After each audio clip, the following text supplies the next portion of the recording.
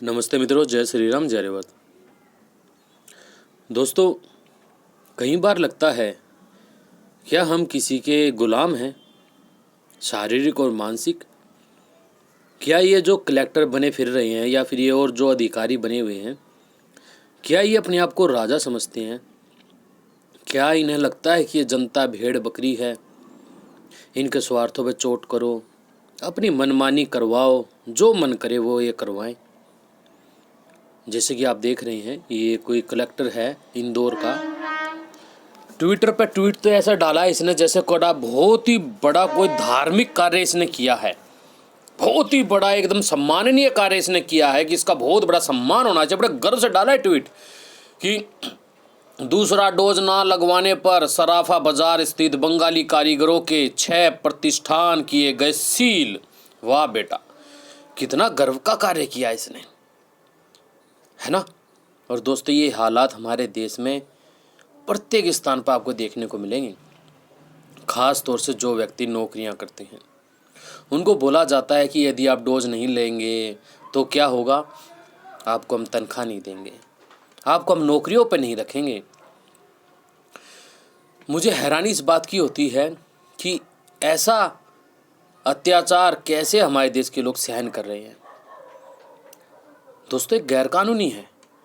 कोई आप पर अत्याचार या आप पर जोर जबरदस्ती नहीं कर सकता है कि आपको कोई एलोपैथी की दवा लेनी ही पड़ेगी। नहीं, कोई नहीं ज़बरदस्ती कर सकता है। लेकिन ये कर रहे हैं, क्यों कर रहे हैं? क्योंकि इनको मालूम है कि जनता भेड़ बकरी है, विरोध इनका वो सामने वाला व्यक्ति करेगा नहीं, और अपने बस ये देख लेगा जी, ताला लगा दिया, घबरा जाएगा देखकर, 2-4 पुलिस वालों को देखकर घबरा जाएगा, इन कलेक्टरों को देखकर घबरा जाएगा कि भाई बहुत बड़ा अधिकारी आ गया है, अब तो मेरा जीना आराम कर देगा ये।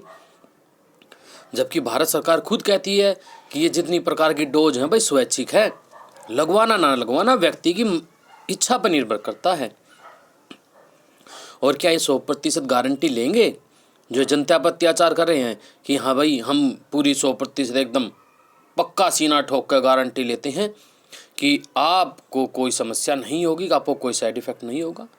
आपने यूरोपीय देशों की खबरें आदि सुनी होंगी, दोबारा लॉकडाउन की स्थिति पैदा हो गई है वहाँ पे। तो किसी देश में 80%, किसी देश में 90% लोगों को निपटा दिया गया है।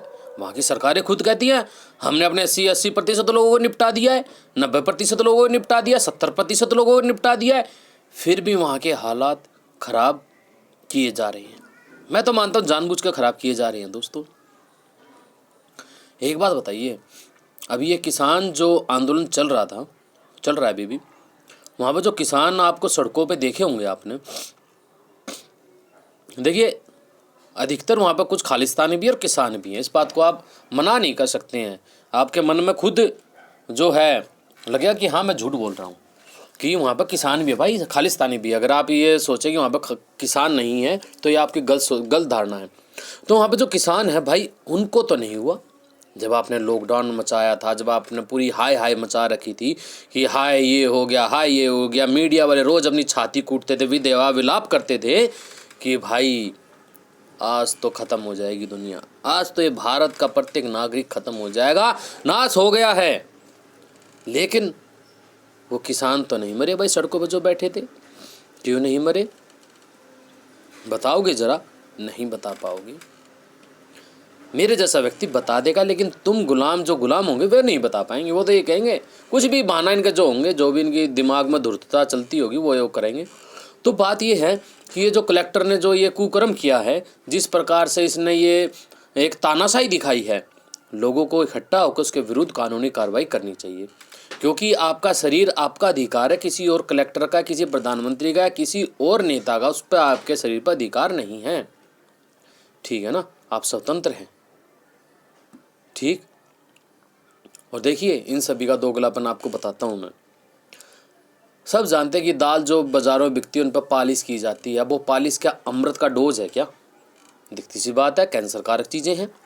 ठीक है, सबको मालूम है कि चीनी है, चाय पत्ती, दोनों चीज़ ऐसी हैं जो कि शुगर का मुख्य कारण है। ठीक है ना। लेकिन क्या इनको अभी बंद करवाया जाता है? कभी जनता को जागरूक किया जाता है इनके द्वारा? नहीं किया जाता, पैसे नहीं मिलते ना। ठीक है ना। बड़े बड़े धन्ना सेठ हैं, उनको कोई लाभ नहीं मिलता, उनको पैसे नहीं मिलते, अमीर नहीं होते हैं, तो उनको जो है इससे कोई लाभ होता नहीं, इन चीज़ों के बारे में बोलते नहीं। जो आप दांतों में पेस्ट करते हैं, बोलते हैं इससे दांत चमक जाते हैं, तो भाई मैंने तो आज तक नहीं देखा कि कोई ये पेस्ट करने वाला दांत लोए जैसे दांत ले रहा हो। सबके दांतों में समस्या रहती है, जबकि हमारे पूर्वज दातुन आदि किया करते थे, या फिर गाय के उपलों की राख है वो कर लेने से दांत साफ होते हैं। और पेस्ट तो चाहे कैसा भी है, उसके अंदर केमिकल डलता है। क्या इन्होंने कभी, सरकारों ने ये कहा कि हम इसको बंद करवाएंगे? आज लोगों में कैंसर बढ़ रहा है।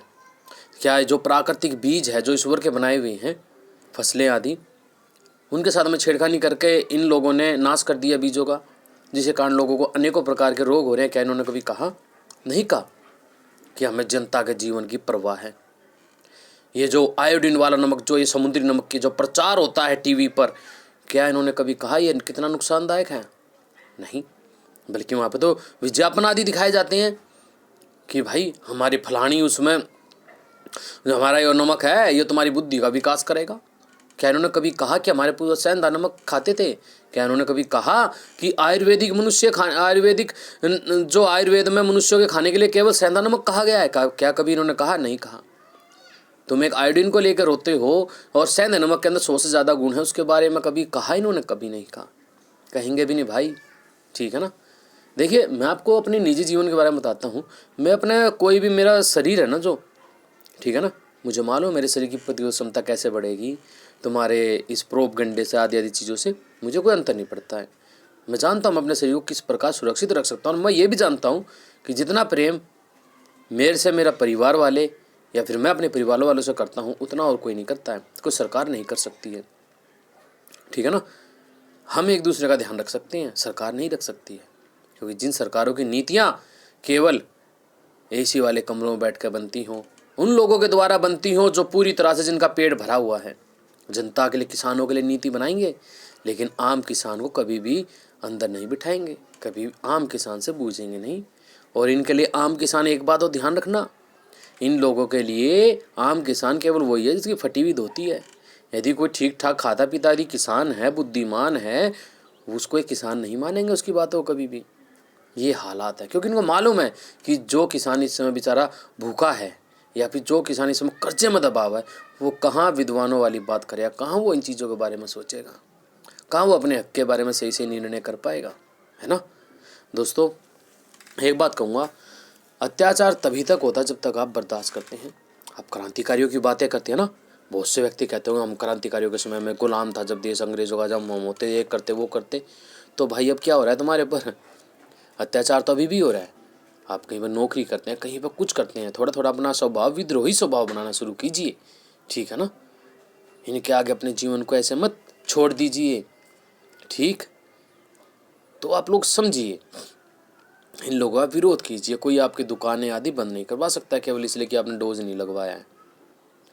भाई यदि आप सहन करोगे ना, तो आप पर और ज़्यादा अत्याचार करेंगे।